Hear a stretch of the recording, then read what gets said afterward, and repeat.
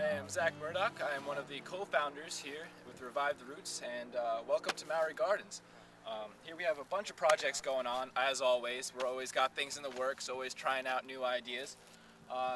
Here's our 100 by 100 forest garden, or food forest as some people call it, that we planted last year. And it's not completely finished, but the majority of it has been installed. We have a variety of perennial plants, including fruit and nut trees, shrubs, and then small herbaceous plants such as strawberries and things like that. The gravel paths, though they are aesthetic and look pretty nice, they also promote drainage. We raised up the ground a little bit to give it a little more aeration and drainage there as well. We have the herb spiral, which is one of the features that we have.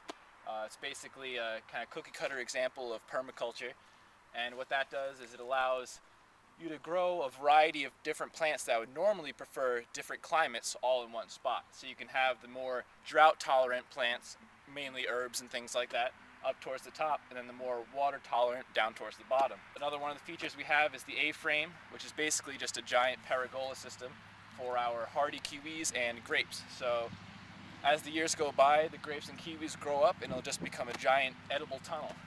And then once again, going a little bit farther, we have our vegetable production, where we do some of our production, but we're also having the community garden spot where we'll be leasing out plots to people. We have them prepared, tilled, mostly weeded and ready to go, and then so all they have to do, we'll be providing some starter plants. They can get them from us, come in, put the starter plants in, and watch their food grow. And we'll keep it irrigated. We usually irrigate once every 2 or 3 days, depending on the weather, of course. So we'll be having the community garden project going on this spring. So basically going from the forest garden and the community gardens and the vegetable production on this side, we basically kind of have a transition phase going on here. This was all originally just ryegrass fields for the past maybe century or so. It was mostly just pasture. And basically what we've done here is we've rototilled and tried to sift out as many of the original quackgrass and other root rhizomes that were here originally.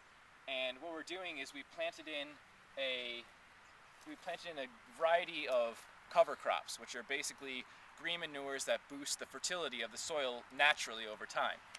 We have alfalfa, tillage radish, which basically just grows down and then we just leave it there to decay so it loosens up the soil. Clover, and basically they all just work together to fix nutrients in the soil, but they're not as hardy as some of the other grasses, so it allows you to work with the soil later on. And then, as you can see, we have these teepees here, and basically under each one of those is a different fruit or nut tree.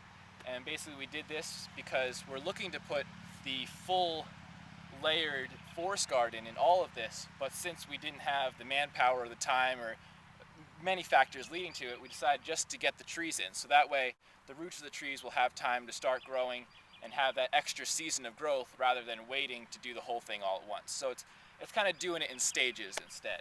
Once again, we have the variety of cover crops, and then a little bit farther over there's another square over there that looks a little bit different shade of green. That's because it's all winter rye. We're trying out a couple of different types of cover crops, so we can figure out which ones work the best, and it's our first time doing this ourselves, so practice makes perfect.